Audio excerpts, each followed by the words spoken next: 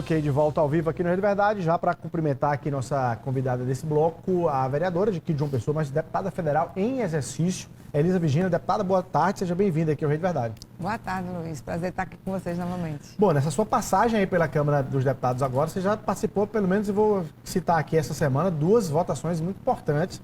Um dos projetos que regulamentam a reforma tributária aqui no Brasil e a outra da PEC da anistia, que anistiou vários partidos aí.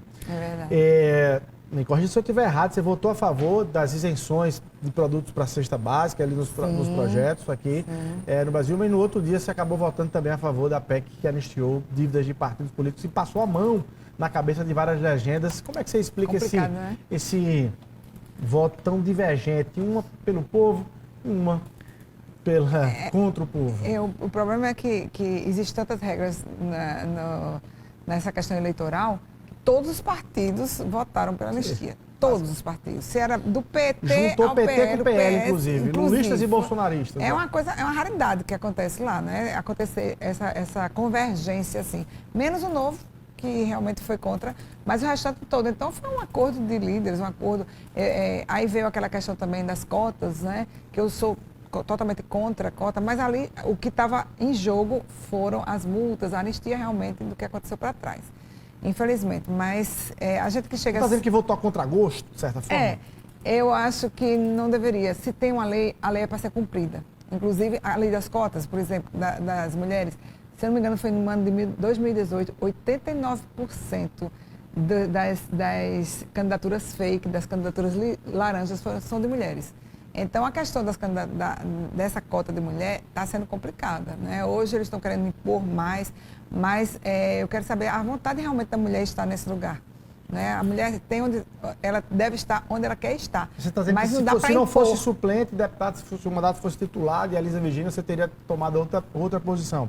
Como suplente, de certa forma, o suplente fica ali tanto quanto atrelado ao voto do titular, que aponta nesse sentido. Não é nem a questão do titular. Nesse caso da anistia, foi realmente uma convergência de todos os partidos. Então fica difícil você... E como assim, eu pouco tempo de estudo, praticamente na minha primeira semana de votação, eu não tinha tido tempo de opinar realmente, de estudar a fundo o projeto, é meio complicado de votar. Mas, ao grosso modo, a contragosto, mas... foi o que todos os partidos quiseram. No caso da reforma tributária, eu já me opus a certas coisas. Eu votei pelo adiamento eu gostaria que estivéssemos votando agora. No mínimo agora. Eu coloquei algumas emendas para o setor hoteleiro. Eles me telefonaram, Elisa, vamos ver se a gente consegue melhorar a questão para o setor hoteleiro. Para você ter uma ideia, Luiz, o setor hoteleiro brasileiro vai ter que competir com hotéis de fora. Tipo, os países que estão na OCDE, né? É 10% IVA. E aqui vai ser 26,5%. Aumentou a alíquota, né? Então, assim, como é que vai ficar essa competição? Será que realmente o Brasil vai ser destino preferido e escolhido pelas pessoas que procuram, às vezes, também para baratear preços?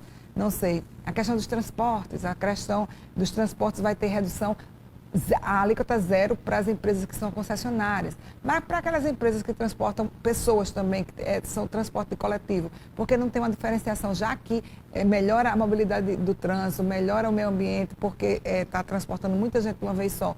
Por que não ter? Coloquei uma emenda, infelizmente. Mas você saiu dessa votação, você que votou nessa vez, ou seja, tem sua mão de voto na história do Brasil, dentre daqueles que votaram nesses projetos. Você saiu com a convicção ou com o sentimento de que a população efetivamente vai sentir algumas reduções de carga tributária em alguns produtos, vai chegar na ponta? Você teve essa promessa para quem votou favorável a muitos desses projetos? Para a cesta básica, com certeza, né? Inclusive a direita brasileira, os conservadores brasileiros, quem colocaram o pé no bucho, como diz a questão, e empurraram de goela dentro a isenção para as proteínas na cesta básica, que era uma coisa que Lula não queria, que a esquerda não queria. Inclusive, há uns 15 dias atrás, por aí, Lula disse que tínhamos que colocar um impostinho sobre a carne, a picanha, que ele tanto prometeu, né?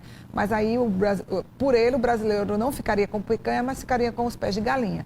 E graças a Deus que nós, da oposição, colocamos goela abaixo e colocamos as proteínas, não só a carne, não só a picanha, mas o ovo, o frango, o porco, o cordeiro. Todas as proteínas estão dentro da cesta básica e isso vai ser melhor.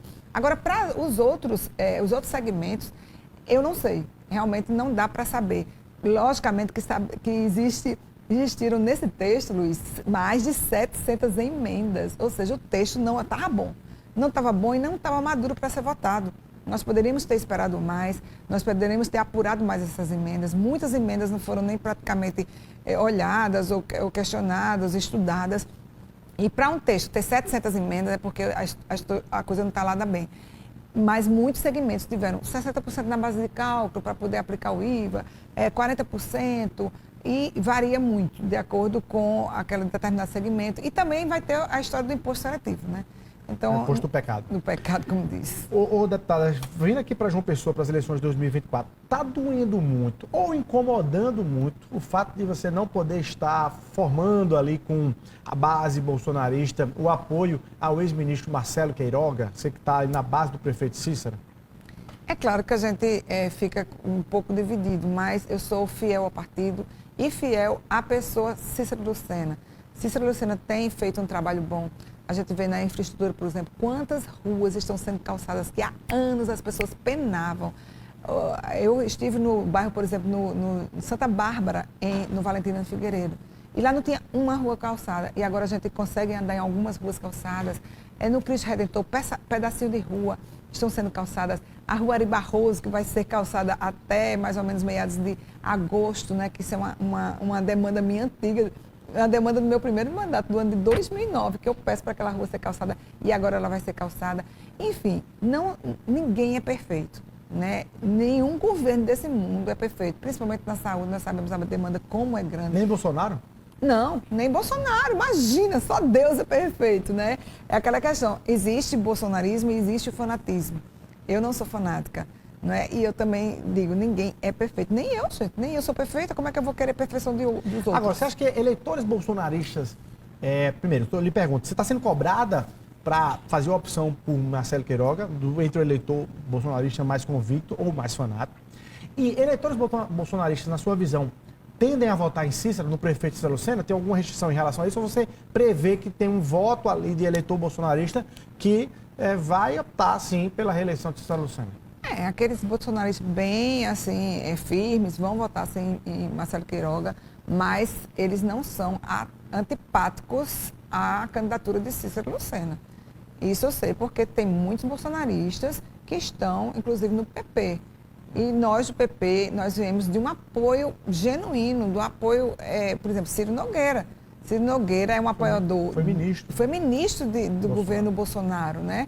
Ele hoje é do PP ainda, mas ele é apoiador de Bolsonaro. Só que nós sabemos que quando desce o guarda-chuva que vai para os municípios, que vai para os estados, essas questões ficam muito complicadas. E a questão partidária, da fidelidade partidária, deixa a gente com restrições. O próprio Bolsonaro, por exemplo, na eleição passada, ele ficou dividido em votar em Damares Alves, que ela era uma bolsonarista, mas era do republicano, e em votar em Flávia Arruda, que era do PP, e ele teve que optar por ela. E quem terminou ganhando foi a Damares, com uma margem expressiva de votos. Então, assim, essas questões as pessoas devem entender, precisam entender. A reforma eleitoral ainda não foi feita, não existe... Cícero chegou muito perto de ter o apoio do PT. Mas não teve, né? Acabou que ficou com a candidatura.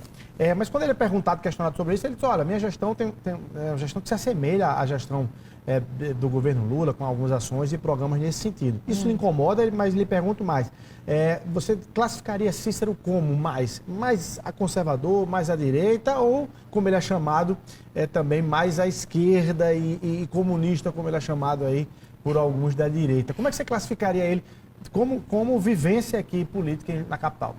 Eu acho que assim, a cultura nordestina tende mais a ser esquerda, mas o próprio Lula disse que os governos o Nordeste, faz 20 anos que o Nordeste é o último em educação, é o último em segurança, é o último em desenvolvimento, e fazem 20 anos que o PT, que a esquerda governa. O que falta, assim, às vezes, é coragem de assumir essas questões e romper com esse paradigma, gente. Nós precisamos acordar, não é possível, graças a Deus que o PT não ficou com o PP, graças a Deus, porque ia ser muito difícil para mim seguir essa orientação. E graças a Deus que Cícero não ficou com a pessoa, com esse condenado, né?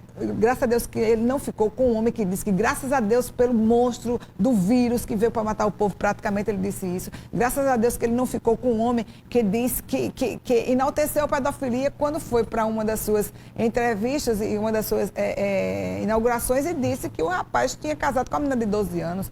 E que chamou também os jornalistas de cretinos. Graças a Deus. Queria agradecer a sua presença aqui, viu? Muito obrigado. Bom, rapidinho, vamos fechar aqui o Rede Verdade. Obrigado pela sua audiência. Até amanhã, se Deus quiser.